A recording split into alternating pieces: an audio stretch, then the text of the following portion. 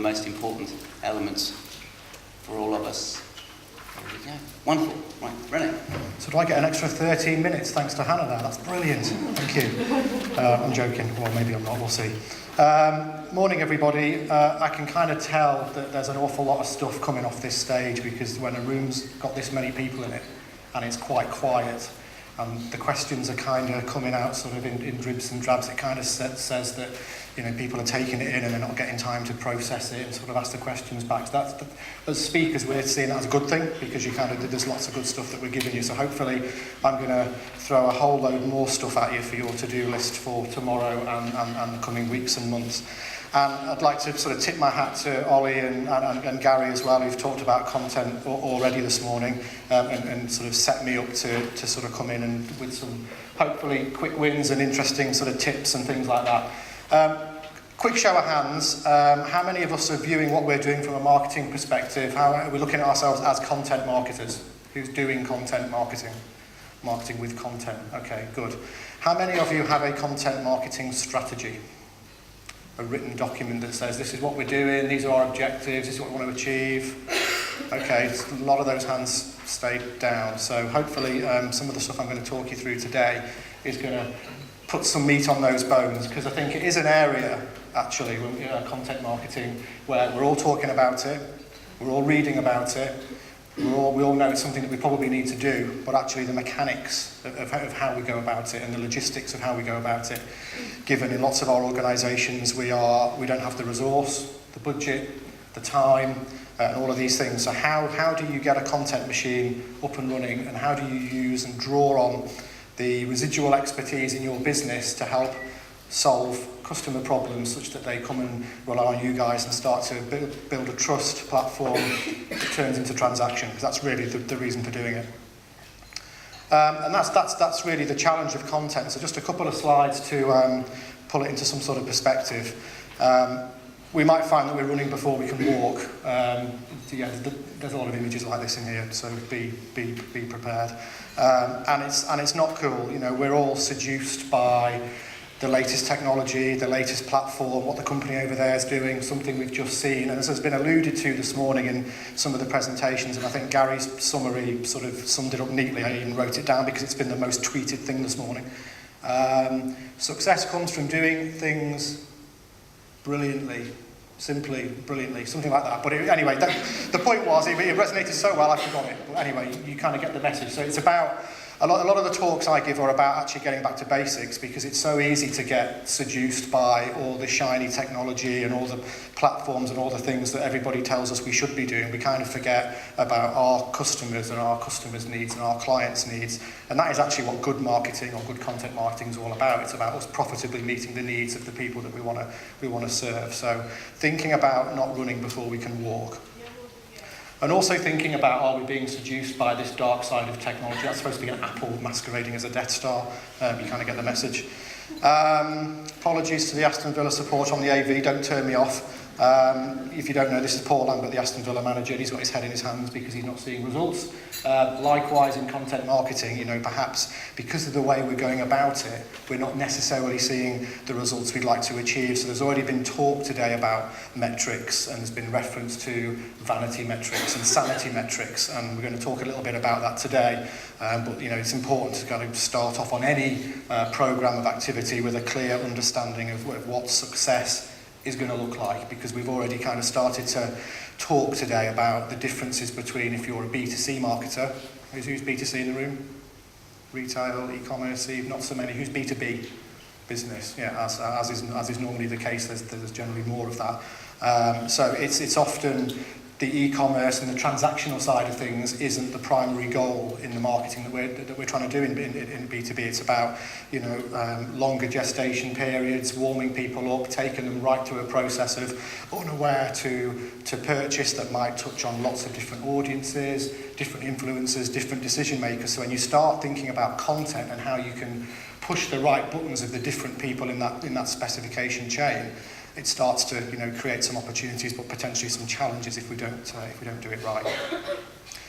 Encouragingly or disencouragingly, you're not on your own. So, recent survey from B2B Marketing magazine, who do a lot of good work in this area, found, it's going to fall on me, is it? Found that 56% of the recipients, survey recipients, saw content marketing having an impact on sales. But actually, around 44% saw little or no increase or couldn't gauge the impact of said content marketing. And then 46%, probably the 44 plus another 2, said, yeah, we're struggling to kind of demonstrate how we can get return on investment on this stuff. And it comes back to this sort of setting the goals and the success metrics at the start. So a lot of people are talking about it and thinking they should do it, and we're all sort of trying to do it, but perhaps we're not doing it in a coherent sort of strategic way. And this is just a slide that illustrates some of the stuff that's come up already. You know, it's an increasingly sort of divergent, mobile, fragmented world that we're all operating in. I think every sector, and we're all operating in different sectors in this room, are at various levels of digital naivety or digital nativism.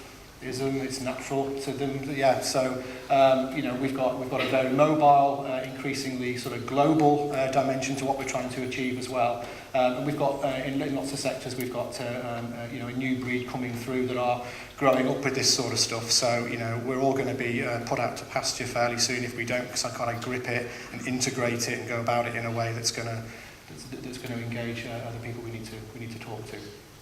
And what's interesting about broadcast marketing as it has been is this. You know, we've historically interrupted, and I've heard Seth Godin's name bandied about this morning. The guy's a genius. He wrote a book about 15 years ago called Permission Marketing. It is still one of the best books you can read. You can read it in an hour and a half. If you've not read it, get it tomorrow.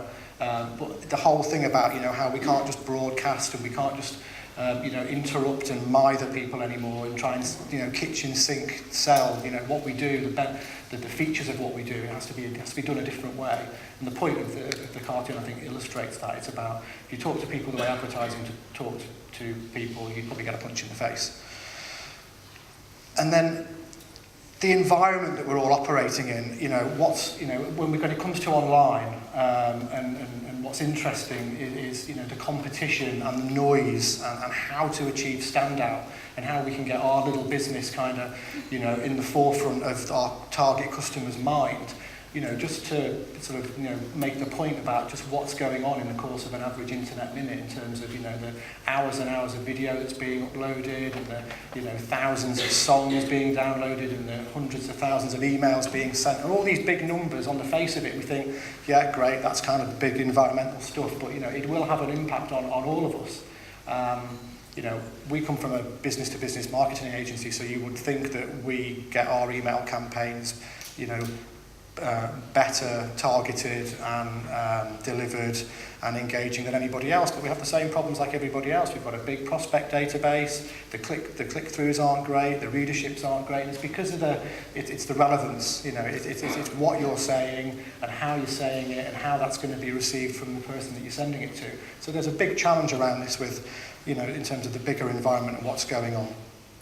You know, and too much competition. You know, I just took a grab from my Twitter feed, which admittedly is, you know, 3,500 people that generally do the same sort of thing I do. So it's lots of marketing type folk talking to each other. So of course I'm going to get lots of people saying, download my white paper, download my white paper, download my white paper. It's brilliant. But, you know, it illustrates within less than a minute what, you know, this environment is like. You know, everybody's trying to sort of, you know, jump on this sort of content and marketing bandwagon. So it's getting harder for Mr. Customer here to actually find what he wants, to actually find the stuff that's really going to take his pain away, you know, solve his headache, you know, give him the information that he needs to do a better job. You know, marketing white paper, 133 million results. Terrifying, terrifying.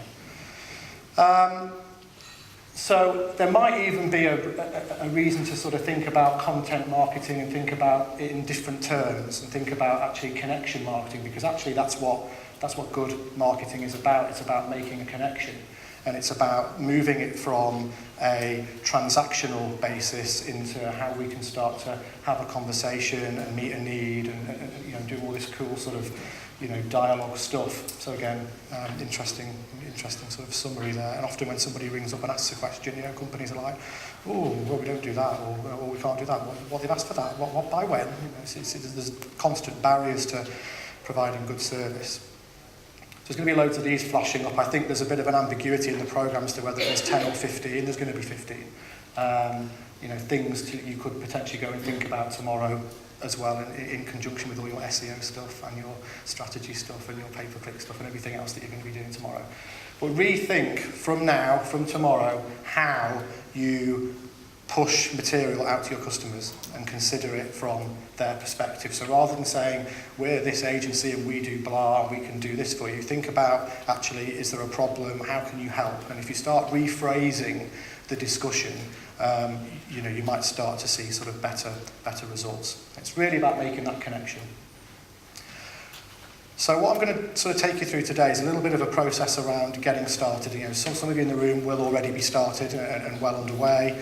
So some of this stuff may be a useful revision. For some of you, it'll be a real primer on how to get it right from the start. And I think, I've not seen Ben's presentation, but I would imagine when he gets up and starts to talk very eloquently about, you know, the social dynamic to all of this, it'll all start to sort of dovetail together and make a little bit more sense. Point number one in getting started is assign responsibility. And that doesn't mean give it to the intern or give it to the kid from university who's just come in and you know it's operating at that level. It actually needs ownership within the business at a senior level. If you're going to make content work within your business, you kind of need to have somebody, you know, in a senior position in the business flying the flag for it. Because it's more than just getting tweets out. It's more than just putting news up on the website. It's more than getting e-shots and emails out. It's about message, tone, style, really, really big, important stuff that, you know, it's every single piece of content that you produce and distribute is going to say something about your business and the people and how you do it and why you're different, better, faster, you know, than competitor X. To the point of the slide, you've already read it. You don't have to do everything. Even Batman had Robin. So can you in your business identify a managing editor? Because if you get into content marketing, you're becoming a publisher. Yeah. So you have to create a publishing mindset, and that's what a lot of this presentation is going to be about.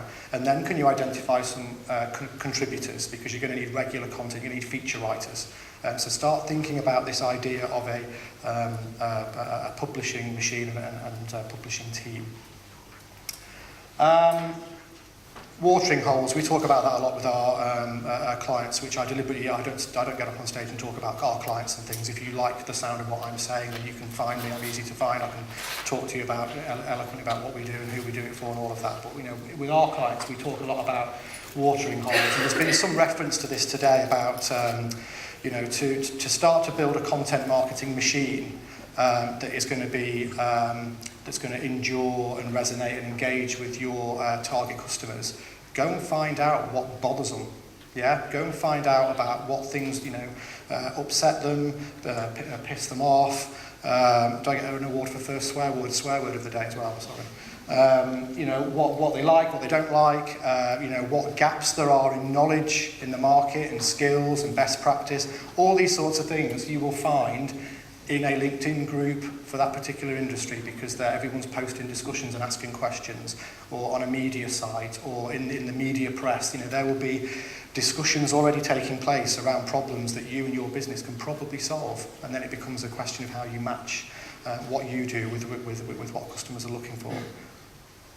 So another tip, check out one media site, one LinkedIn group or portal or a trade association to identify, you know, discussions and opportunities and things that you can jump on. You know, so if you only pick one, that's a 5-minute job tomorrow, and you might be like, oh wow, so all, you know, these people in the oil and gas sector are really kind of struggling with, you know, asset management or whatever it is, and if that's something that you're into, cool on. So then, you know, we're starting to get an appreciation of actually what customers want and what their headaches are and how we can go about, you know, repositioning ourselves as somebody who might potentially come along and solve the problem.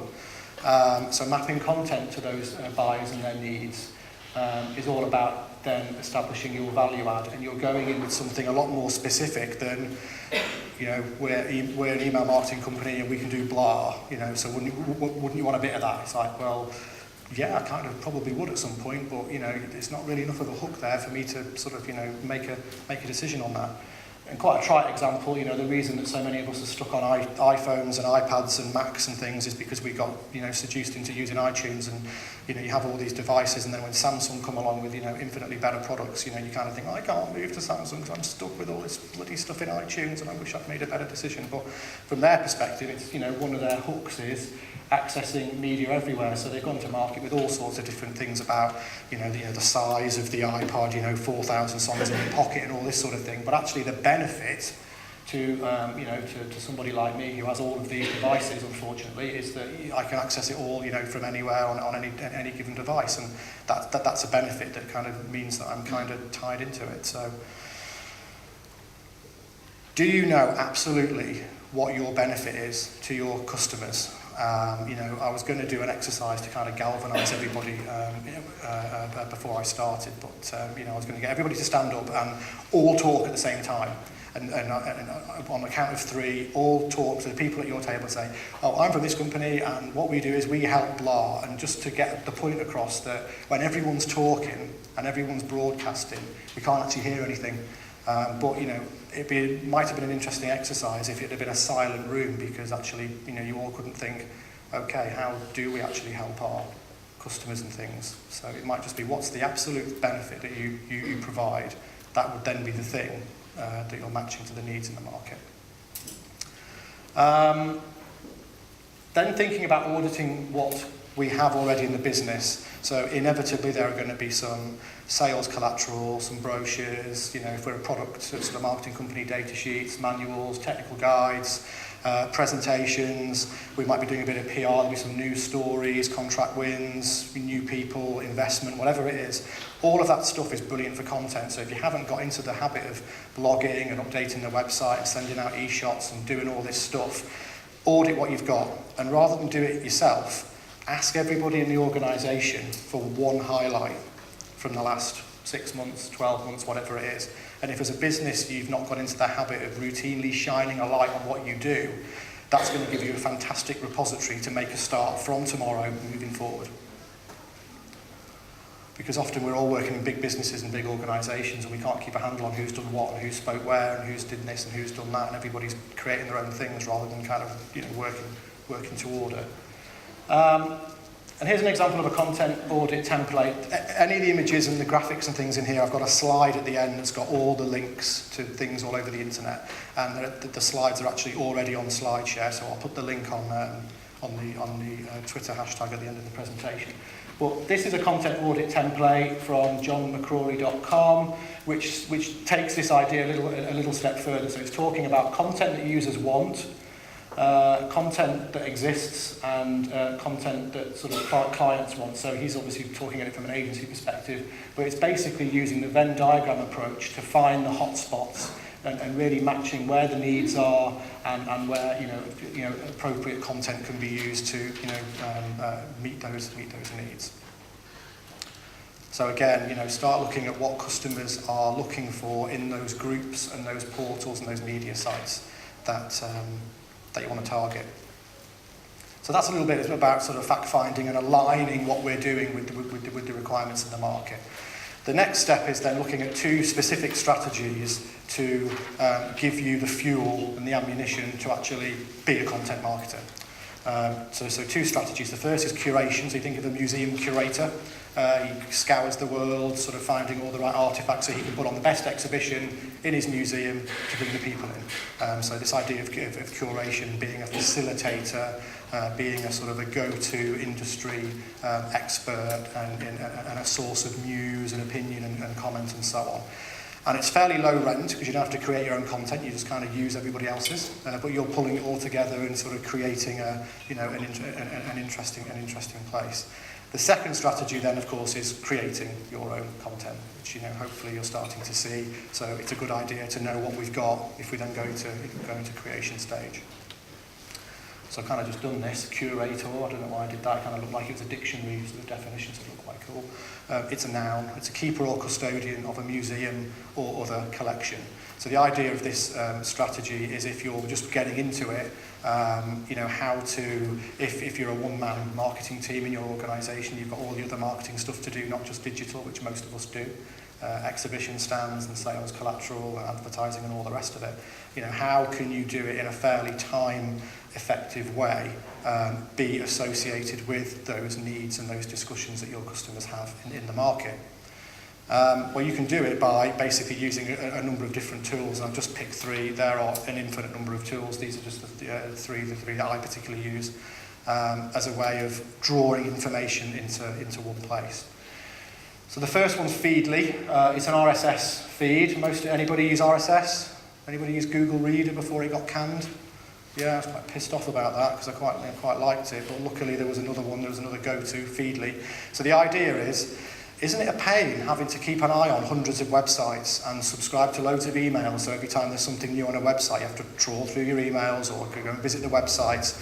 RSS, and it's a little orange sort of square with 3 little dots in it, means that you can subscribe to that in a reader and have all of your favourite websites in one place. So you just go here every morning and you can group them all up, so if it's B2B marketing or oil and gas, news sites, or laboratory and science magazines or whatever, news or whatever it is, and you can just go and check them out. And what it does is in date and time order, so the most recent new bit of content on that site in its news or its blog page sits in your Feedly, so you're subscribing to a feed from that site, and it just makes the job of keeping on top of what's happening in an industry sector just so much easier. So I'd certainly recommend doing that if you've not tried RSS before.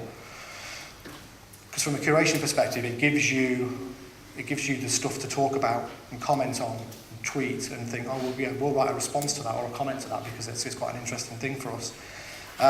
Here's a screen grab from Hootsuite. Hootsuite is a tool you can use to update social networks, again, all in one place. It's actually Twitter plus, i.e. you can do Twitter on it, but it's better than actual Twitter. Because you can have all these different kind of search strings based on the hashtags and things like that. So obviously I grabbed this from about a week ago.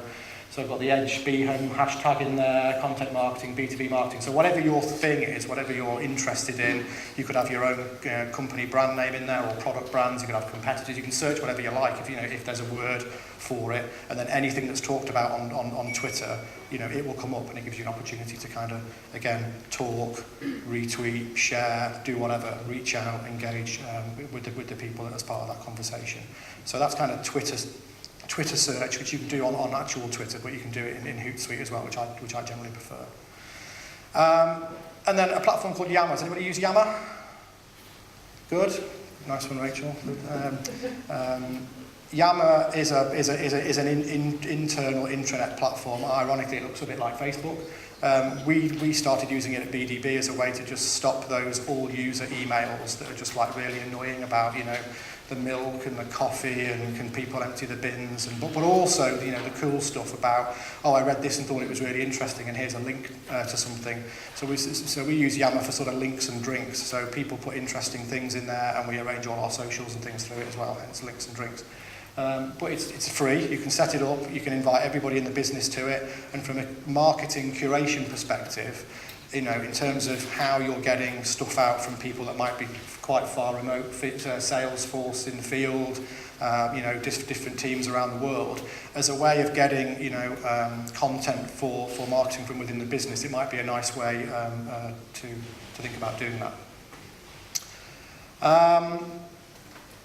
So moving from curation, so they're just some ideas and some tools to kind of, get an appreciation of the discussion that's already taking place around the things that you're interested in, and in giving you some opportunities to potentially get involved in that. When it comes to creating new content, I thought it'd be interesting to kind of look at actually, for all the different content types, and Ollie put up a really cool slide before, which ones actually resonate the most. So there's all sorts of surveys around. This is a US survey. I've got some stats from a UK survey as well. In terms of what types of content do you most value and trust, and typically it is kind of that deeper content, so things like the kind of mystical white paper or report, customer case studies, product reviews and things like that. So this is very much a US approach. And really, you know, the tip around thinking about creating new content is thinking about repackaging some of that stuff we've audited and what we've already got in the business, because any press release can be turned into a web news story, a blog post, an e-shot, you know, a slide set. You know, you could expand it into a white paper, a case study. There are infinite ways of turning something into something else. And I think getting into this mindset, we don't have to create something new all the time. Let's use what we've got.